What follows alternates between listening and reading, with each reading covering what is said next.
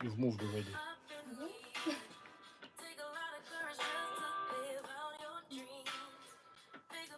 Need to be able to spot it.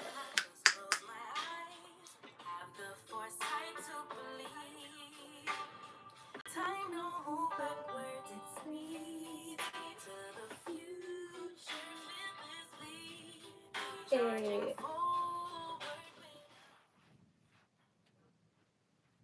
now you're hearing me saying back what I was saying in the whatever in the video because I'm trying to find the video. Hi.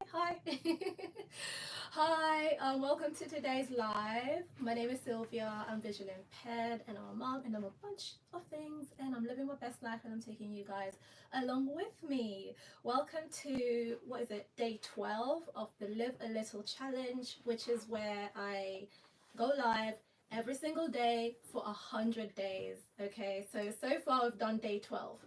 Okay, I nearly said it's 2 weeks, but that's 14. So day 14, day 14 will be 3 weeks, weeks. So welcome everyone. Welcome to my live. If you're coming in, make sure you like, you're subscribing, like. First thing you do, step in, book the like. First thing you do, step in, like, and then subscribe if you're new. And yeah, let's hang out, let's connect. So today is actually the beginning of Disability History Month. And I thought I would talk to you guys a little bit about it if you haven't heard of it. And if you have, you're more than welcome to add a bit more in the chat. And then I had a little, I just remembered, I think my collar's tucked in. Hang on. We got this, guys. Okay. So yeah, I thought I'll talk a little bit about Disability Pride Month and share a little fun fact, which some people know and some people don't. And if you don't, then you'll know as of today about a disabled historical figure.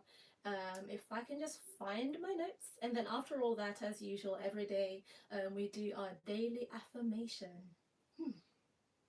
And we are set for the day. Or the next day, or for life, really. We're set for life after the affirmation, because honestly, we don't do affirmation every day only to go and forget it like 2 minutes later, you know. So like yesterday, we did, what was the affirmation for yesterday? Let's test my theory. Yesterday it was I see the good in other people and myself, something along those lines. So yeah. See, when you say an affirmation, you have to, you know, inhale it, what's the word, internalize it, keep it with you, okay, and let it empower you. And I'm rambling, let me pull up the information about Disability History Month just to tell you guys a little bit about it and what it is, and then we can move on. Just a second. Okay, wow, that's quite a bit. I didn't realize I, you know, put this much down. Okay, so Disability History Month is from the 14th of December, which is today, until the 20th of December this year. And then with the 3rd of December, we've got International Day of Persons with Disabilities.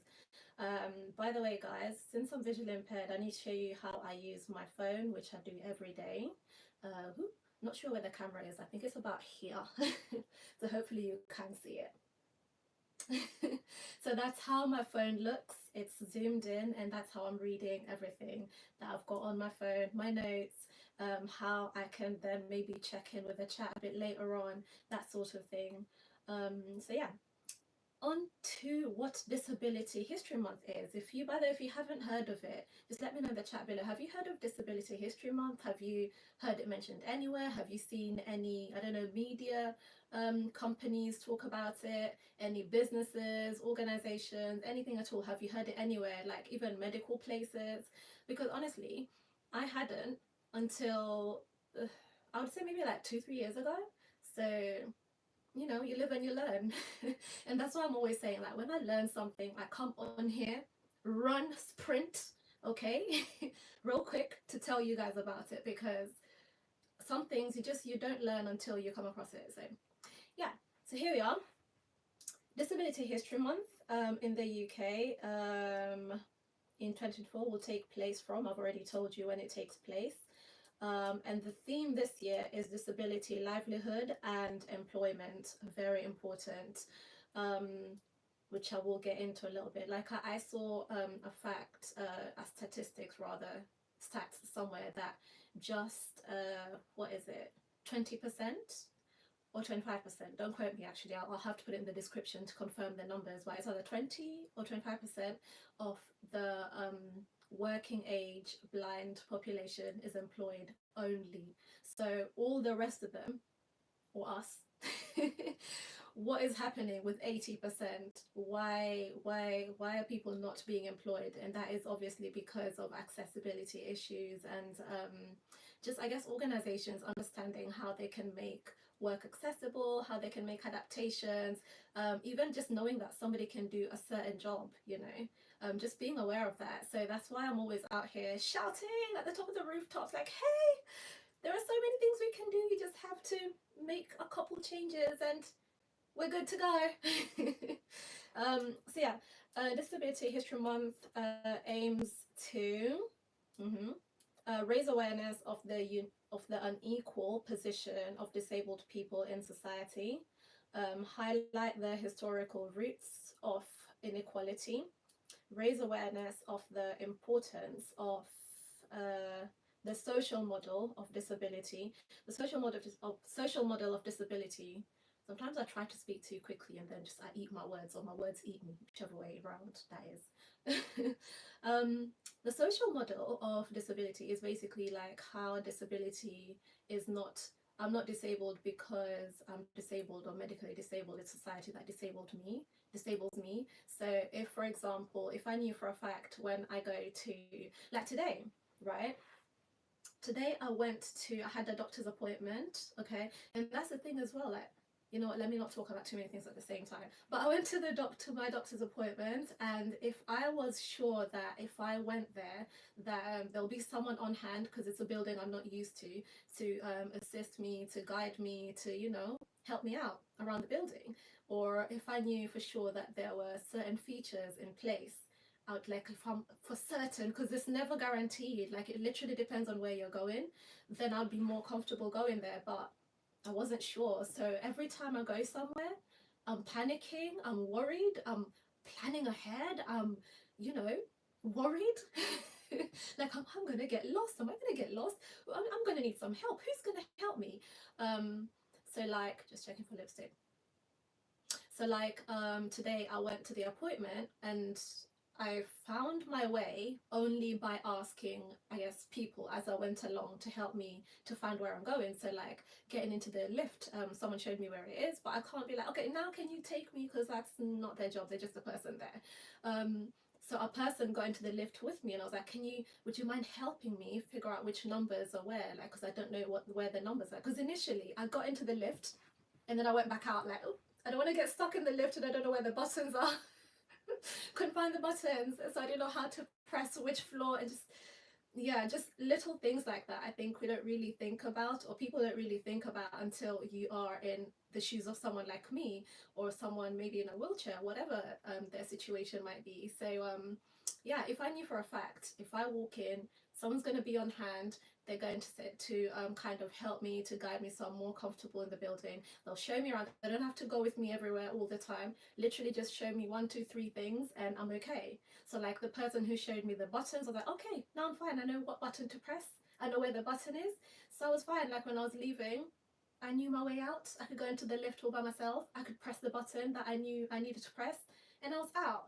It's that simple. So it's a case of social model. That's going back to the point. Social model of disability is basically like how it's just things in society, even attitudes. It's not just like physical barriers or just the built environment or whatever. It's actual attitudes. Like I was mentioning before with employment, people thinking that, oh, a person who's visually impaired can't do, let's say I do video editing, right? And I've done that actually for a job, like for an actual job in my job. And if someone had said, yeah, no, you can't do that because, you know, you're blind, like we don't expect you to do that, then would they have ever known that I can do it? Would I have ever known that I can do it? Well, actually I did. I already knew that I can do it, but if they didn't give me the chance to actually do it for a job, then other people, I guess, wouldn't be able to know that I can do it. So we need more people like that. Just be open-minded. If a disabled person says, I can do this, but I need X, Y, and Z adaptations, and I need X, Y, and Z adaptations to do it, then by all means, by all means. Okay, so wow, I talked about that for a little bit. So raise awareness of disabled people's rights at work, which you just mentioned. Um, yeah, even little things like how some people, myself included, need to go to hospital appointments regularly. And I was going to mention it as well earlier. I was like, that's another thing with having an eye condition or sight loss or being blind or whatever. It's not always just, okay, your eyes don't work, full stop, that's it. There's for some people, it's a whole condition that has to be treated holistically for the whole body. So like I said, I have to go to doctors regularly. There's medications people need to take. Even it's not just going to the eye doctor. There's other doctors to go to keep track and keep you healthy and everything. So it's a bit more complicated than that. And the more people are aware, the better. But yeah, so let me see, what was the next point?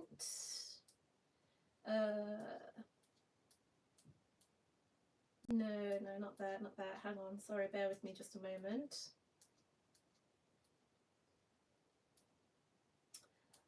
Okay, so give me just a second, guys, just a second. Okay, so I had this stat about the disability employment gap because specifically this year it's a lot about our livelihood and employment and stuff like that. Not stuff like that. Livelihood and employment. So employment is part of your livelihood. Like you need to be employed, you need to make money, you need to eat, live, drink, play, dress, whatever it is, right? And even to be just healthy, like mental wellness, stuff like that. So there is a stat here about the disability employment gap, and that is there is a 30% gap between the employment rate for non-disabled people and disabled people. So out of the, let's say, let me see, I think I've written it down so I don't confuse myself with maths again. I don't know why. I promise you I'm good at maths, okay? But every time I switch on this camera, I can't do mathematics. I can't add 1 and 2 and get 3. Oh wait, I did that one. Oh, that was okay. That wasn't too bad. No, but so let me just double check the numbers so I don't say the wrong numbers. Okay, so for example, unemployment rate. Hang on. The employment rate for, employment rate, because I was thinking that doesn't make sense. Employment rate for non-disabled people is 83%, and employment people for disabled people is 54%. So that's about 30% gap. So, you know, it does go to show just how much needs to be done, how much work needs to be done, how much awareness, how much just work in general needs to be done, you know. And yeah, and I saw this stat as well, like what date was it? Somewhere in November, maybe the 7th of November. It's not just employment gap, it's also pay gap. So even when disabled people are working, there is a pay gap. So according to, I think it was on Scope, but don't quote me, it must have been Scope, they quoted that from the 7th of November, disabled people are working for free for the rest of the year. And if you think about that, that is crazy. That is wow. For 1 month and 3 weeks at least, people are working for free. And not necessarily for free, but it just means that's how much less money people who are disabled are being paid in their places of employment. So I'm just going to quickly try and check on the chat if I don't accidentally scroll away like I usually do. And then I will tell you a fun fact about a historical figure who was disabled, and this part about them isn't really talked about too much. And then the affirmation, and then we are done for the day. I can't find the chat, guys. Hang on. Sorry, bear with me. Oops. Okay, so I have found the chat. Uh, let's see. Okay, so MD Basha says, "Hello, ma'am. How are you? Hello, how are you? Um, I am in the UK. I'm in the UK. Where's everyone based? Where are you guys? Just drop not a flag actually. Write your country name or drop a flag. I don't know. But I'm not good with flags. So yeah, probably if I had one of my kids here, they'll tell me which flag it is. They know all the flags in the whole world. So yeah, I'm in the UK. Where are you guys? Where are you tuning in from? I'd love to know. And then we have Itachi Uchiha. Hi, how are you? Subscribe, guys, by the way. Make sure you subscribe and you like and you share this live and this video once it goes up. Leave some reactions. What are they called? Likes? I think it's likes or the reactions or laughing, whatever they are. Yeah, let's grow. um, So where I think you're saying where I am, but it looks like it's in a Dutch type language. Is that Dutch? I think. I'm in the UK. I'm in the UK. Um,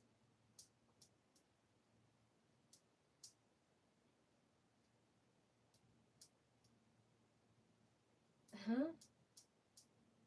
Because the woman's okay. So I'm not sure what this is saying, but Rustam said something about a woman's uh, departure being noble. I don't know. What do we have here? So life hacks. Yes, thank you. Rude remarks. Thank you. Thank you. um, okay. Okay. Okay. So, Calvin Mullen. Okay. Well, everyone can vote for whoever they want to vote to. Everyone can have their political opinions, I guess. It's up to whatever you feel works best for you and your life situation. So, yeah, political opinions and decisions are up to you. So, what I wanted to say is there is a historical figure that we often learn about in school and I guess in life in general. I think mostly over here in the UK, it's primary school kids who really learn about her, or maybe I don't know if it's in a lot of detail, but they do. And that is, I'm just going to turn down the volume on this so I can find it. And that is, just a second. And that is Harriet Tubman. And Harriet Tubman is known as she was a conductor for the Underground Railroad in America, right? And she was responsible for freeing quite a number of slaves, right? And she is, do I keep saying right at the end? I should have just gone with notes to be more concise with what I'm saying. But let me just actually find it.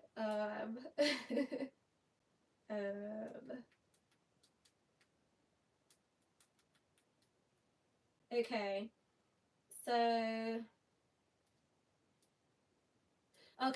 so Harriet Tubman, most people know, is she helped rather to free quite a few slaves. Um, the myth is that she freed 100 or not 300 slaves, like from the south. She took them up to the north through the Underground Railroad, which was this way of sneaking like slaves from the south to the north of America. That is a myth. She actually did, I think it was about 70 to 80 people, like she wrote in her memoir, which I actually haven't read yet. I do need to find a way to read it. I hope it's on Audible, like, or any other audiobook type service, because I can only listen to books. But yeah, it's about 70 to 80 people that she actually freed, which is still quite a lot. But what people don't really talk about her is that she was disabled. She had, as far as I know, I'll have to like read the notes here and double check, but I do know she was definitely visually impaired, which is an amazing feat if you think about it. Someone who's visually impaired and managing what she did, you know, like going through what she did, helping other people, going through the terrain, you know, like navigating the whole thing, because it's not even something straightforward. She's not just, you know, walking from, I don't know, her front door to, I don't know, the next road to work, to sit down and work in an office, which even now, still us visually impaired people are doubted for. Like, we still wouldn't be able to do that, according to some people. So she was literally, and this is, I wish I had the actual year, but 1800s, let's say, okay. I'll have to write the actual 1820 to 1913 is when is her lifetime, but yeah, it's the 1800s, somewhere there, maybe 1860s, but I don't want to, you know. So yeah, this is those times. She hasn't got like electricity navigation apps that we have nowadays. I don't know, a torch, probably candles, and just, and you can imagine as well, like managing to move around to navigate those tunnels and the farms and all that. And she did it, and she's visually impaired, and she was helping so many people. So I think that's something, although we don't like, or rather, although people's disability is not the one factor that describes them, obviously, but it would be a good thing to highlight, to, first of all, number one, to raise awareness for other people, for non-disabled people to be like, ah, okay, so disabled people are capable of a lot more, right? And then on the other hand, point number two, for us, for people who are disabled, visually impaired, whatever disability you might have, to know like, ah, this person is doing all of this, that means I can too, right? Because if you don't really see it, then you don't really imagine that you can do it, to even try and do it. So just having that example, that inspiration, is amazing. So I think people should highlight this a lot more and talk about it a lot more. But let me just double check what this notes say. Okay, so early in life she suffered a traumatic head wound. Give me a second. Again, let me show you. This is what I'm reading, and that's why I can't read in full sentences properly and flowing sentences. This is how I'm seeing the screen, so I have to like move it side to side and try and make it sound like a sentence. Okay, she suffered a traumatic head wound when hit on the head by what's an overseer? The injury, an overseer, sorry. The injury caused dizziness, pain, and spells of narcolepsy, and for the rest of her life she had symptoms of brain injury. So she had brain injury, and she had vision impairment from, I believe, something fell on her head as well. So literally, that was it. Just, I guess I want to call it a fun fact, but it's not so fun to think about how it happened to her. And one more thing, the disabled community is a community that anybody can join at any time, minority maybe, that anybody can join at any time in their lives. Anything can happen and boom, you're disabled. So I think to have a society where things aren't really designed for us or thought about for us or anything is just, it doesn't make any sense, you know. So yeah, largest minority in the world. So yeah, I think the stats are currently 1 in 5 people are disabled. So yeah, okay, on to today's affirmation. I'm on the wrong notes. We find it. Let's find it.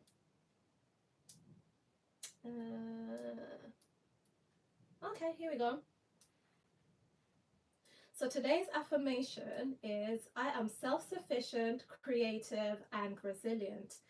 I don't know, it's almost like I have foresight or something. I'd actually written down these affirmations before really properly scheduling what it is I'm going to be speaking about on each day. But for some reason, everything has just been like kismet, you know, just lining up with the topic of the day. Like, wow. So yeah, I am self-sufficient, creative, and resilient. Okay, so that's you, that's me, that's everybody. If you're out there and you're disabled, if you're out there and you're non-disabled, just remember that I am self-sufficient, creative, and resilient. If you're non-disabled, right, remember this about disabled people. If they come to you, if you come across them, if you're an employer, anything, remember that bit. This affirmation is for all of us, and for all of us to feel empowered, and also especially I'd say for someone who's particularly feeling like society doesn't really, it's not really empowering them or uplifting them. And I'd say for my fellow disabled people in this Disability History Month. So yeah, that's all for today from me. Let me see if there's anything in the chat. I've lost the live again. I don't know what keeps happening to my phone. Okay, so guys, at this point I'm gonna say goodbye, and I'll see you tomorrow. Yesterday we talked about yesterday was Must Watch Wednesday, so I talked about a show that I'm watching, and I went through, what is it called, 6 life lessons. Sorry, my brain working at the same time and thinking. 6 life lessons from The Diplomat, and that's the show that I was talking about, and it was really, really good. So do go back and watch it. It's in the live section on my page. Subscribe, like, bring 5 people to bring 5 people to bring 5 people. So yeah, thank you so much for all of you for tuning in, yeah. And yeah, I will see you tomorrow. Okay, bye. If I can find the camera now. Now I just need to find the camera. Okay, I got you guys. Okay, bye.